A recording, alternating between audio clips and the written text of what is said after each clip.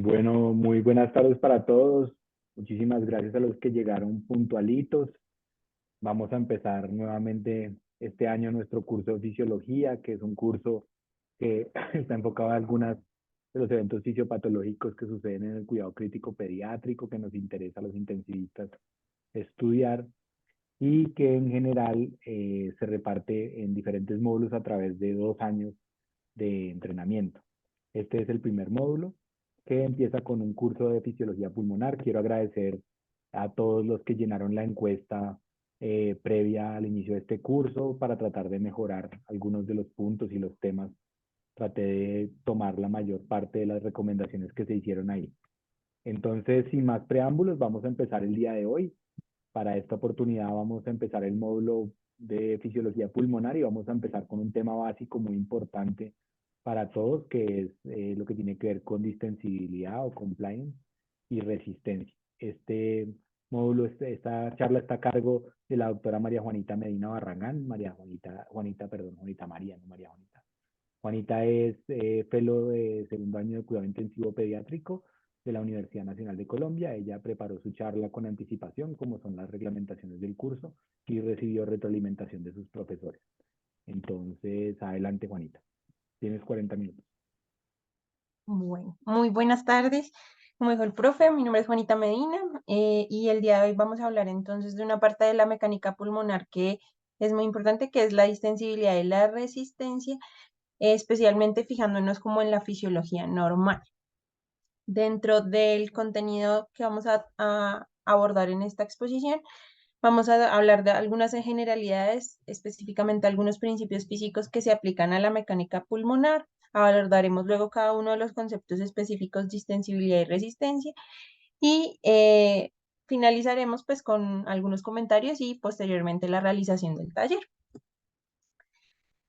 Dentro de las generalidades que aún las que vamos a empezar hablando, vamos a hablar de la mecánica pulmonar, esta o la mecánica ventilatoria, que es proceso de la respiración, tanto la inspiración como la expiración, y que están determinados por estas leyes físicas y principios físicos que vamos a ir viendo. Los conceptos básicos. Em, el primero de estos es la presión, que es la magnitud de gas o sus moléculas perpendicularmente contra una superficie que en este caso es una unidad de área. El flujo hace referencia al volumen del gas que se desplaza por unidad de tiempo a través de estas vías aéreas, y la resistencia va a ser entendida como esa sumatoria de las fuerzas de fricción que se oponen al flujo del aire a través de estas vías respiratorias. Entonces, entendiendo esto, el desplazamiento de un gas se va a producir a favor de los gradientes de presión, dados ocasionados por la contracción de la musculatura respiratoria, eh, y se va a conocer como el gradiente transrespiratorio. Este va a hacer referencia entonces a la diferencia entre la presión entre la vía aérea superior y la existente al nivel alveolar, lo cual va a determinar entonces una magnitud del flujo tanto inspiratorio como del flujo expiratorio. En el inspiratorio vamos a tener una presión de la vía aérea que va a ser mayor que la alveolar, y en el expiratorio vamos a tener una presión alveolar que va a ser mayor que la de la vía aérea en el sistema, y vamos con esto a dar pues como va a resultar la ecuación del movimiento del sistema respiratorio que vamos a ver acá. Esta ecuación entonces lo que representa es que la presión en cada momento del sistema respiratorio tiene un componente elástico necesario para la distensión del parénquima pulmonar y un componente que es resistivo, necesario para hacer avanzar el flujo del aire contra las resistencias de la vía aérea, y un componente inercial debido a los cambios en el parénquima causados por la aceleración de este flujo del volumen, a partir de lo cual podemos deducir pues ciertas características o condiciones que tiene el sistema respiratorio eh, en su mecánica pulmonar, y que van a haber variaciones según en las diferentes patologías. Vamos a ver que estos se van a ver afectados y van a generar un cambio pues en la mecánica pulmonar. El primer proceso entonces del que vamos a hablar en la mecánica pulmonar va a estar relacionado con la presión intrapleural. ¿Qué es la presión intrapleural? Entonces, esta hace referencia a la presión que se mide entre las dos hojas de la pleura, la visceral y la parietal, y va a estar determinada también por la tensión superficial que va a generar el líquido pleural, manteniendo unidas estas dos hojas de la pleura, que debido a las propiedades elásticas del pulmón y el tórax van a traccionar en sentidos opuestos, el pulmón hacia adentro y el tórax hacia afuera. Y se genera una presión intrapleural que va a ser negativa, aproximadamente de -10 a -2.5 centímetros de agua, y cuya variación va a estar dada por el efecto de la gravedad. Su función es mantener abiertos con cierta cantidad de aire los alveolos. Esta cantidad de aire es la que vamos a conocer como la capacidad residual funcional y va a permitir generar el gradiente de presión para que se genere el movimiento de aire de la atmósfera hacia los alveolos. Y esto va a ser facilitado por eh, los músculos, en este caso en la inspiración el diafragma y los músculos intercostales, que van a hacer que se abran las costillas y amplían el volumen de la caja torácica. Y que en un esfuerzo inspiratorio máximo también se van a ayudar de otros músculos como los escalenos y el esternocleidomastoideo. En el caso de la expiración, entonces lo que va a suceder es que es un proceso pasivo y que se va a dar principalmente por el retroceso elástico del pulmón y la relajación precisamente de los músculos usados para la inspiración, el diafragma y los intercostales, y que va a facilitar la expulsión del aire. En el caso de que se hiciese una expiración forzada o máxima, un esfuerzo expiratorio máximo, se van a usar también otros músculos, en este caso los rectos abdominales, músculos del cuello y de la espalda. En este proceso, entonces, este proceso se puede ver representado aquí en esta curva, donde vamos a relacionar la presión y los cambios del volumen intrapulmonar durante el ciclo respiratorio. La presión pleural, entonces, es la presión del líquido que está, como ya dijimos, entre las dos hojas de la pleura. Y normalmente al comienzo de la inspiración va a tener un valor de más o menos -5 centímetros de agua. Esta es la magnitud de la aspiración necesaria de los pulmones o de la caja torácica para mantenerlos expandidos. Y durante la inspiración normal, además la expansión de la caja torácica hacia afuera de los pulmones con más fuerza genera que esta presión se haga un poco más negativa, llegando aproximadamente a unos -7.5 centímetros de agua, lo que se va a correlacionar en la parte superior, aquí de la gráfica del volumen, con un movimiento de volumen de más o menos 0.5 litros, esto expresado para los adultos o pacientes pediátricos ya grandes, que va a ser conocido como el volumen corriente. Después, durante la aspiración, se va a producir, es una inversión de los procesos. Entonces, lo que va a suceder es que la presión intrapleural se va a volver más positiva y esto va a determinar que haya un vaciamiento de ese volumen pulmonar. Por otro lado, la presión alveolar, cuando la glotis está abierta y no hay flujo de aire que estas presiones en todo el árbol respiratorio sean iguales a la presión atmosférica, que se considera que esa es la presión de referencia cero en las vías aéreas. Para que se produzca entonces el movimiento de entrada de aire hacia los alveolos durante la inspiración, la presión en los alveolos debe disminuir ir hacia la presión atmosférica debajo de cero y luego durante la expiración la presión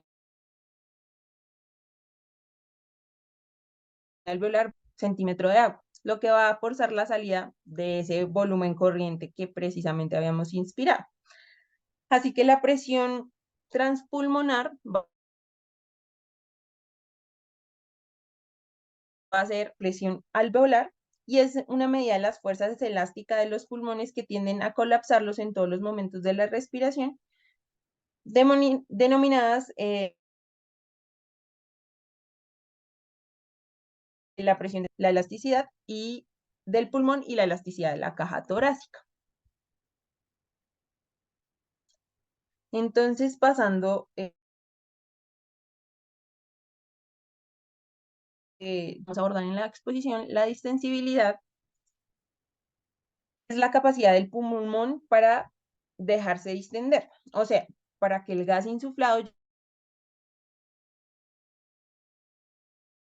llegue a la expansión que ofrecen los pulmones y la pared torácica, por lo que la relación entre este gradiente de presión y el aumento del volumen pulmonar se va a conocer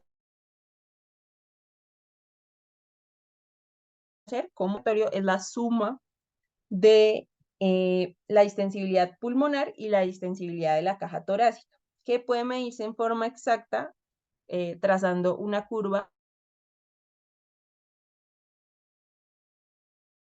donde vemos el cambio de los volúmenes a medida que se va ejerciendo un aumento en la presión o un cambio en la presión. Entonces, en el primer haz del bucle lo que vamos a encontrar es la inspiración y en el segundo, la segunda parte del bucle vamos a encontrar esta curva. Entonces vamos a ver que se va a generar una, como una recta que va a trazarse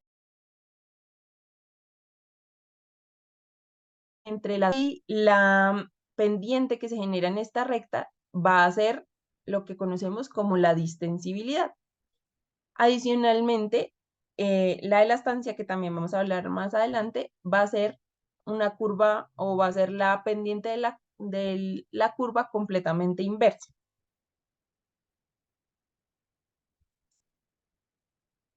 A partir entonces de la gráfica previa podemos evidenciar entonces la relación del volumen y la presión y esta va a ser diferente entonces tanto en inspiración como en expiración.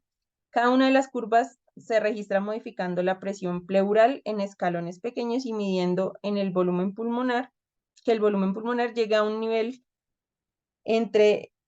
como estable entre cada uno de los escalones sucesivos. Y este cambio en las características de tanto la inspiración como la expiración es lo que vamos a conocer como la histéresis pulmonar, que tiene unas características específicas de distensibilidad para la expiración. Ahora entonces, la elasticidad y la elastancia es una propiedad de los pulmones para que se les aplica una fuerza de formación, ellos puedan regresar a su forma original al ser retirada esta presión o esta fuerza de formación. Las características de la distensibilidad están entonces determinadas por fuerzas elásticas de los pulmones, que podemos diferenciarlas entre las fuerzas elásticas del pulmón en sí mismo y las fuerzas elásticas producidas por la tensión superficial del líquido que tapiza pues las paredes de los alveolos. Entonces la elasticidad va a ser entonces esa propiedad del cuerpo o de los cuerpos en general, que al haberse aplicado una presión y se retira esa presión, ellos puedan volver nuevamente a su forma original.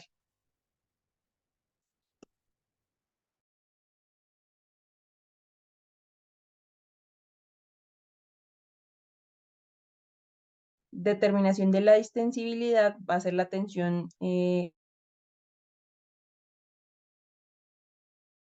superficie aire, donde las moléculas de agua de la superficie tienen una atracción que es muy intensa entre sí y van a, en consecuencia, generar como una superficie del agua que está intentando como contraerse. Esto lo que hace es que se mantengan muy unidas entre sí estas moléculas y van a generar lo que nosotros conocemos como la superficie del agua, que por ejemplo en una gota de agua lo vamos a ver que es como una superficie redondeada o esférica. Es una membrana que es muy contráctil y va a rodear toda la superficie del alveolo.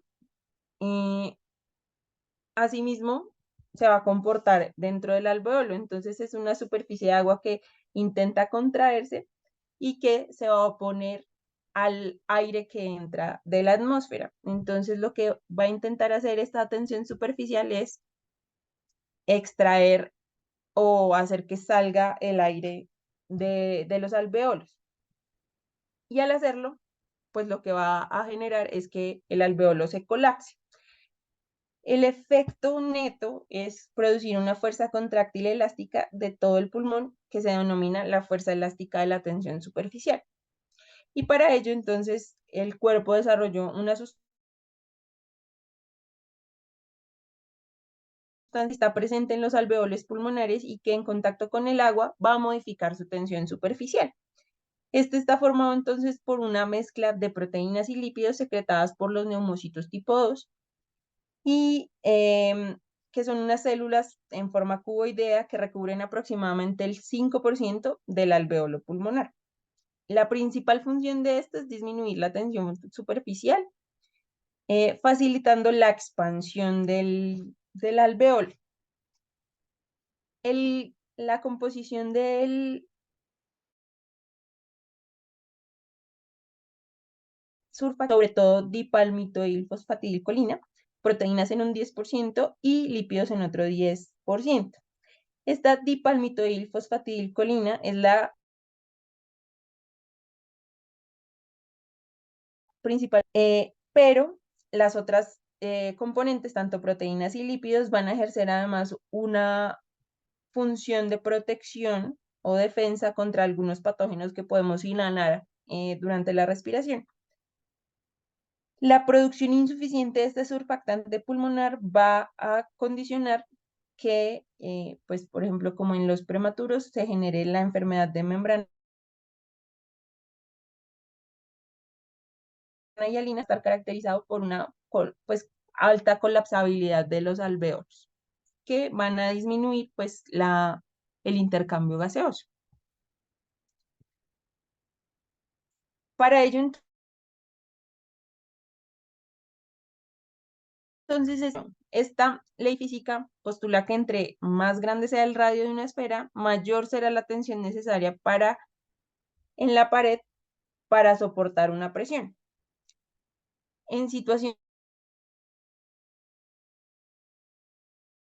de equilibrio, la tendencia de la tensión superficial a colapsarla. Es decir, la burbuja se va a mantener estable porque los cambios de la tensión superficial van a ser equilibrados con los cambios de presión. Es decir, son directamente la ley de Laplace relaciona la tensión superficial con la presión en una esfera con un radio dado por la denominación R.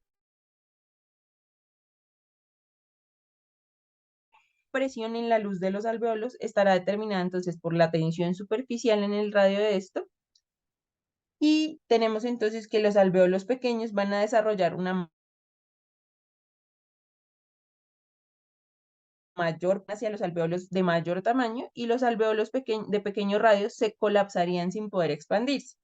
Aquí es donde entonces se ingresa o hace su efecto el surfactante partición superficial aproximadamente 15 veces y permitiendo que esa pequeña diferencia de presiones sea suficiente para inflar, sobre todo en los alveolos pequeños.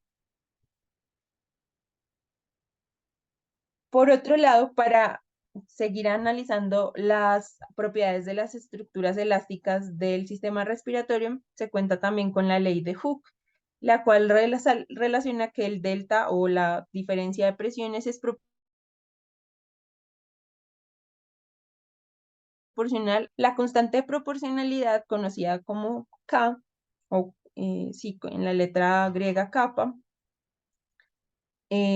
va a determinar la propiedad mecánica del sistema respiratorio que conocemos como la elastancia.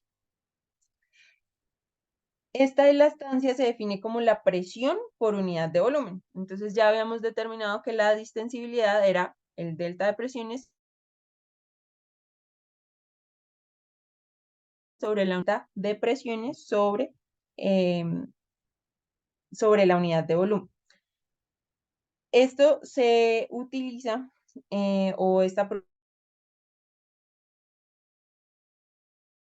propiedad del respiratorio, y es la que nos va a determinar la fuerza de retracción elástica, sobre todo en el proceso de expiración.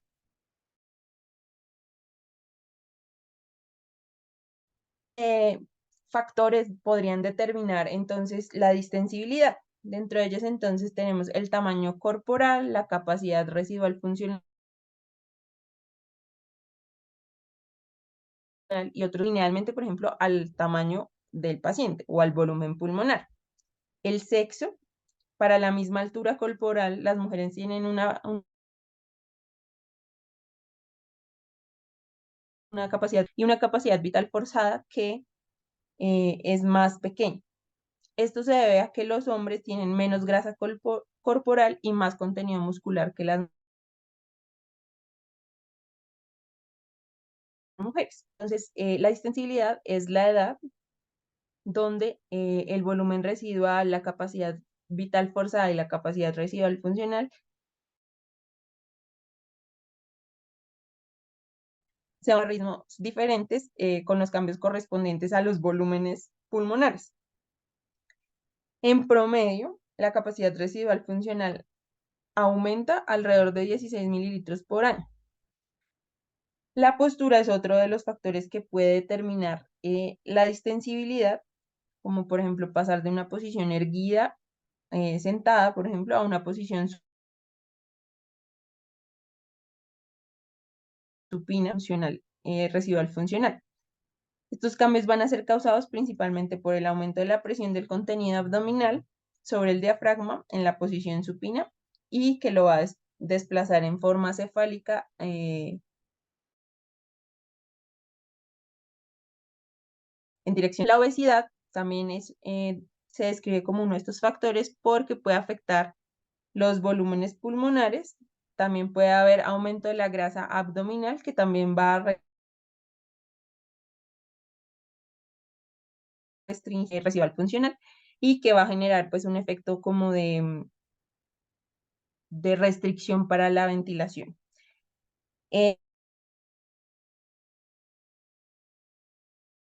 Otro de los volúmenes pulmonares varían entre los diferentes grupos étnicos, incluso teniendo en cuenta cambios en la edad y la estatura. Las causas de estas diferencias incluyen la ubicación geográfica, o sea, las diferencias en la presión atmosférica, están relacionadas también con la dieta, y sin embargo, pues a medida que ha habido pues mestizaje y ha aumentado como la interracialidad, pues estos cambios se han hecho cada vez menos significativos o menos importantes para evaluar la distensibilidad y resistencia pulmonar. Ahora bien, entonces vamos a hablar de la resistencia. Es la parte es como la parte no elástica, que es lo que estábamos hablando previamente, que es la distensibilidad. Y esta va a provenir dada por la fricción al flujo del aire y la deformación del tejido torácico, tanto el pulmón como la caja torácica, con pequeñas contribuciones de la inercia del gas, el tejido y la compresión del gas intratorácico. de la distensibilidad, el trabajo realizado contra una resistencia no elástica no se va a almacenar como una energía potencial, como en la distensibilidad se presentaba, y por tanto no es, se va a perder, no es recuperable y se va a disipar en forma de calor. Dentro de esta resistencia no elástica vamos a ver que hay como unos componentes especiales que son la resistencia de las vías aéreas, la resistencia tisular, los factores que van a determinar las características de la resistencia no elástica. Entonces, la resistencia de las vías aéreas va a estar determinada por muchos factores, ya que el gas fluye de una región de alta presión a una de menor presión. La velocidad en que lo hace va a ser en función de la diferencia de la presión y de la resistencia al flujo del gas, como análogamente lo vemos en la corriente eléctrica con la ley de Ohm. La naturaleza del flujo, que puede ser laminar o turbulento. En volúmenes corrientes normales, el flujo a través de las vías respiratorias es turbulento en aproximadamente las primeras 10 generaciones, pero al va a aumentar, la velocidad del gas va a disminuir y es probable que este flujo se vaya haciendo cada vez más laminar. Con el flujo laminar, el gas se va a mover en forma de unos cilindros que en su parte más como delantera o en la parte va a generarse una forma de parábola o de cono, y la capa exterior de este flujo laminar va a generar prácticamente cero resistencia y no va a generar fricción con la pared del tubo, o casi insignificante va a ser. Esto es muy importante también relacionado con la ley de Hagen-Poiseuille,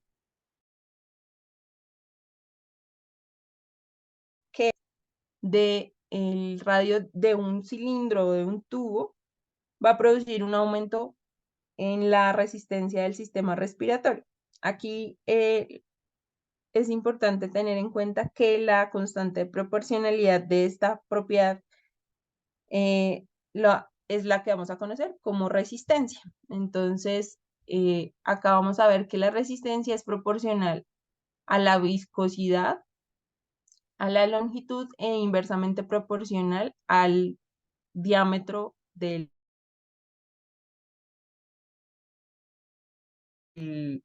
Esto lo vamos a relacionar también con, en el flujo laminar, con esta, como ustedes ven, el flujo va a estar determinado por la conjugación de tanto la ley de Ohm como la ley de Hagen-Poiseuille.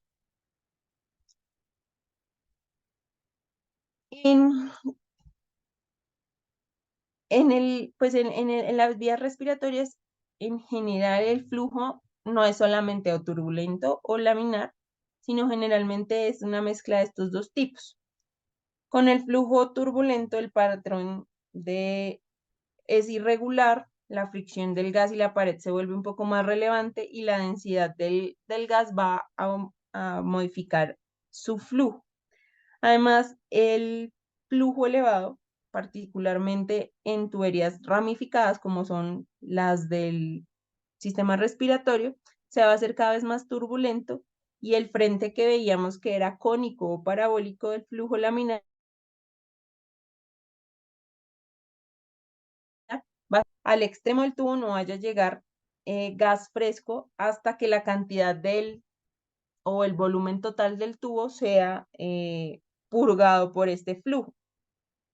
Sin embargo, este tipo de flujo es más eficaz para precisamente eso, purgar el contenido del tubo, y pues esto lo que va a generar es que haya mayor resistencia. Por otro lado, el flujo turbulento de forma parcial, como es el caso de emergencia, por medio de dos constantes. La constante 1, que va a hacer referencia o integra la ecuación de Hagen-Poiseuille del flujo laminar, y la K2, los factores relacionados con el flujo turbulento, donde además esto va a ser igual a una constante que es producto de esta sumatoria, elevada a n, que es el valor o el valor de los rangos del flujo, que entre más cercano a 1 sea, va a ser más laminar, y entre más cercano a 2 va a ser más turbulento. Esto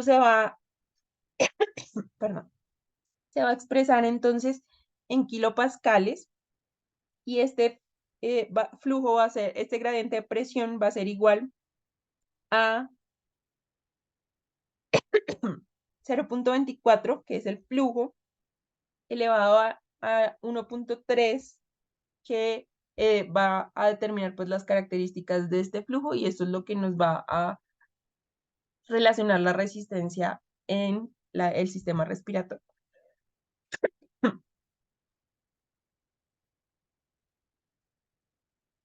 En el caso de los tubos rectos no ramificados, la naturaleza del flujo va a ser predicha o se puede predecir por el número de Reynolds. El número de Reynolds que va a relacionar entonces la densidad del gas y su viscosidad, y esta relación, si tiene como resultado un número que es menor a 2000, el flujo va a ser principalmente laminar, y si es mayor de 4000, el flujo va a ser principalmente turbulento.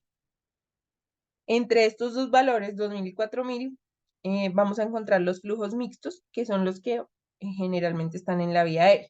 Además, este número también modifica la distancia necesaria para que un flujo se haga laminar cuando ingresa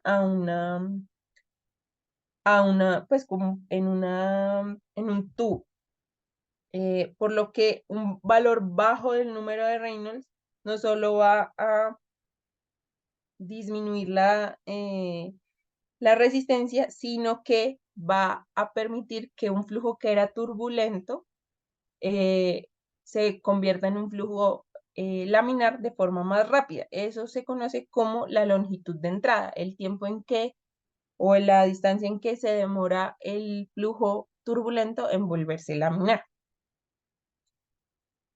Por otro lado, entonces tenemos la interdependencia alveolar, va a ser también importante para mejorar la resistencia al flujo del aire, y está determinada porque el alveolo junto al capilar están como localizados o organizados de forma poliédrica, hexagonal específicamente, y estas paredes planas del alveolo van a estar en contacto directo o muy estrecho con la vía aérea, y lo que va a generar es que cuando esta vía aérea se abra, lo que va o por el ingreso de aire al alveolo, va a facilitar que se abra la vía aérea. Como en la zona respiratoria ya no hay cartílago, el tejido elástico de los alveolos evita el colapso de esa vía aérea distal. Entonces, que el alveolo se llene de aire va a generar que la vía aérea también permanezca permeable.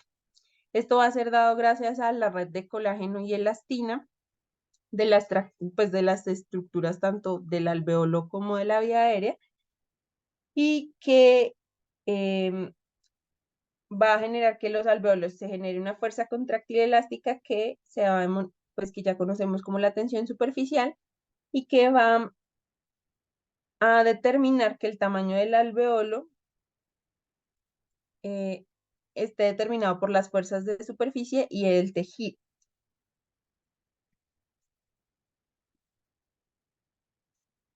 Entonces, el surfactante va a disminuir tanto la tensión superficial de la interfaz aire-líquido para evitar el colapso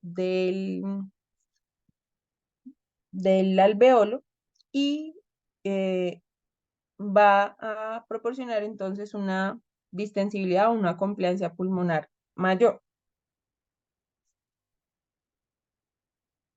Esto lo que va a prevenir también es que a un volumen pequeño el alveolo no se vaya a colapsar y no se vaya a colapsar la vía aérea.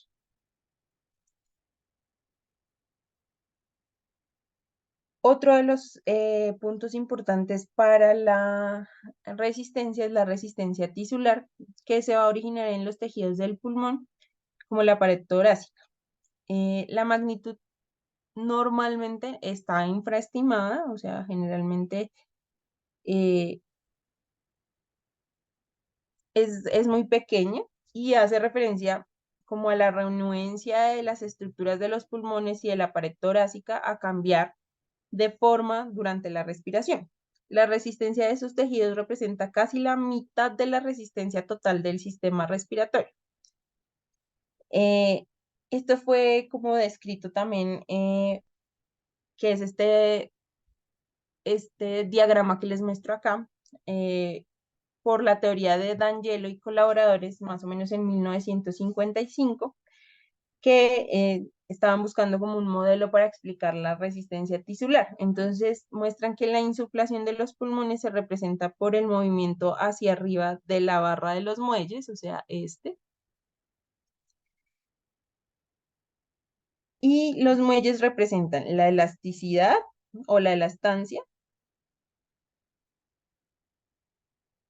que es este como resortico que vemos acá, eh, y los amortiguadores hidráulicos, la resistencia, o sea, esta, esta resistencia que ofrece aquí en estos como pistones.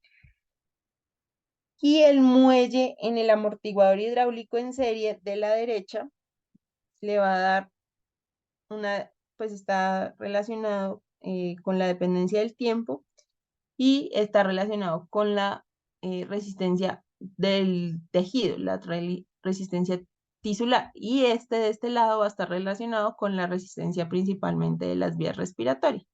Entonces, este va a ser como la resultante de la elastancia de todo el sistema respiratorio y esto lo que va a generar es que en los cambios de presión, pues van a haber cambios de volumen y estos van a estar determinados por la resistencia de las vías respiratorias, la resistencia del tejido y la elastancia eh, estática del aparato respiratorio y la elastancia tisular específica, que es dependiente del tiempo. Esto también es muy importante para un concepto que se conocen como las constantes de tiempo. Este es la constante de tiempo es el tiempo que va a precisar el pulmón para llenarse durante una inhalación, que es la constante de tiempo inspiratoria, o para vaciarse durante la expiración, que es la constante de tiempo expiratoria. Esto dado a una presión estable. Este tiempo es necesario, es el tiempo que se necesita para que las presiones alveolar y de la vía aérea estén en equilibrio. Y va a depender precisamente de lo que veníamos hablando, que es la distensibilidad y la resistencia del sistema. Con una constante de tiempo, la presión alveolar va a lograr un equilibrio de un 63% de la presión entregada. Entonces lo vamos a ver acá que con una constante de tiempo va a haber una insuflación o una desuflación de cerca del 63% del volumen. Y así va a ir aumentando o decreciendo progresivamente. Entonces, 3 constantes de tiempo va a ser un llenado del 95%, 4 constantes va a ser un llenado del 98% y 5 constantes un llenado del 99%, e inversamente con la expiración. Entonces, 2 constantes va a ser una desuflación de 3 constantes van a ser la desuflación cerca del 95% y así en adelante. Otro concepto o factor determinante de esta resistencia es la inertancia. La inertancia es como una derivada de la inercia. La inercia es una propiedad física que está relacionada en el sistema pulmonar como la resistencia a la deformación del parénquima pulmonar y de la pared torácica, y que generalmente es muy pequeña, entonces generalmente es despreciable, pero pues puede ser importante para entender el proceso físico y la magnitud del delta del volumen o del flujo y de los cambios de la presión de la vía aérea y de la presión alveolar, eh, y que en consecuencia pues van a generar que se genere, haya el movimiento de aire, y va a generar también o ofrecer una impedancia al cambio de dirección del flujo, que es muy difícil de medir,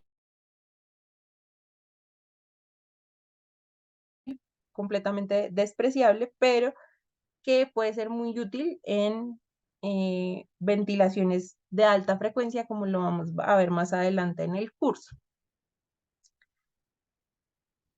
Eh, las vías respiratorias van a modificar su calibre o su diámetro determinadas por ciertos estímulos y controladas principalmente por el control muscular de estas vías respiratorias. Entonces, esto va a estar dado por las vías neurales, que van a estar predominantemente dadas por el sistema parasimpático, con fibras aferentes y eferentes en el nervio vago, y que la estimulación, por ejemplo, de estos efectos físicos y químicos, como los estímulos mecánicos, los cuerpos extraños, la inhalación, el ácido gástrico, contaminantes irritantes, van a estimular la broncoconstricción refleja mediante la liberación de acetilcolina y la activación de... Una vez estimulados, estos van a activar una proteína G sub Q, que a su vez va a activar la fosfolipasa 3 para producir trifosfato de inositol desde el retículo sarcoplásmico del músculo liso de las vías respiratorias. Dentro del control humoral del diámetro de la adrenalina circulante, que va a actuar en los receptores beta 2 adrenérgicos que se encuentran en el músculo liso de estas vías respiratorias. Receptor beta 2 dentro del núcleo de la proteína va a estabilizar la molécula por estimulación de la proteína G sub S, la inilatociclasa para producir monofosfato de adenosina cíclico, que va a inhibir la liberación de calcio de las reservas intracelulares y hace que el calcio, y por ende va a cambiar el diámetro las, eh, de las vías aéreas. También dentro de los mecanismos celulares locales van a estar pues la relación con patógenos que pueden generar degranulación de los mastocitos y otras células inflamatorias, y estos mediadores proinflamatorios también van a tener efectos intracelulares a nivel del músculo y generar cambios de broncoconstricción o broncodilatación en... Otro factor que puede determinar el diámetro de las vías respiratorias puede ser los fármacos. Estos afectan la relajación y la contracción del músculo bronquial. Por ejemplo, los agonistas de los receptores beta 2 adrenérgicos inhalados o intravenosos, como conocemos el salbutamol, el salmeterol, em, que pueden ser tanto de acción corta como de acción prolongada, van a generar pues cambios precisamente en el diámetro de la vía aérea, por la relación que previamente les expliqué, que el receptor adrenérgico estimulado lo que va a generar es estímulo de una proteína G, aumento del AMP cíclico, y esto lo que va a determinar es cambios en la concentración de calcio intracelular.